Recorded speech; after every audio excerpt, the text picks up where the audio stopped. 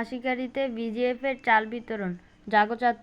চাঁদপুর সদর উপজেলার আশিকাটি ইউনিয়নের বিজিএফের চাল বিতরণ করা হয়েছে। মঙ্গলবার ইউনিয়নের উপকারভোগীর মাঝে ১০ কেজি করে চাল বিতরণ করেন জেলা ত্রাণ কর্মকর্তা মোহাম্মদ জাহিদুল ইসলাম।